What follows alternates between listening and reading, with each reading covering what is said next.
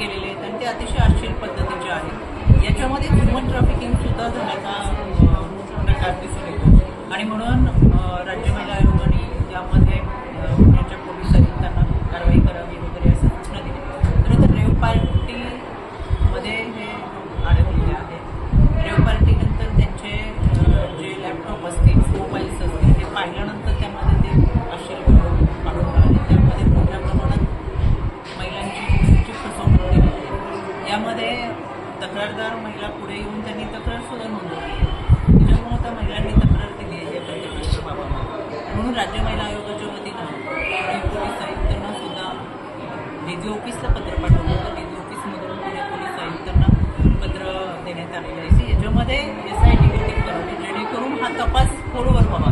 कारण की ही फार भयानक धक्कादायक अशी गोष्ट आहे की अशा पद्धतीने मुलींची महिलांची त्यांना आमिष दाखवून त्यांचे अश्लील व्हिडिओ केले गेले. त्यामध्ये बाहेरून आलेल्या महिला आणि मुलींची संख्या आहे. या रेव पार्टीच्या निमित्तानं आलेल्या मुलींना ह्युमन ट्रॅफिकिंगमधल्या असण्याची शक्यता मोठ्या प्रमाणात आहे. तशा पद्धतीच्या तक्रारी सुद्धा दिलेल्या आहेत. त्याच्यामुळे अतिशय गंभीर प्रकरण आहे. अजून कुठल्या मुलींची महिलांची फसवणूक होऊ नये आणि अशा पद्धतीने आमिष दाखवून कोणाची फसवणूक आणि त्यांच्यावर लैंगिक अत्याचार होत असेल तर त्याचा सखोल तपास झाला पाहिजे. याच्यामध्ये SIT गठीत करण्याची मागणी ही महिला आयोगाच्या वतीने तशी सूचना देखील दिली आहे.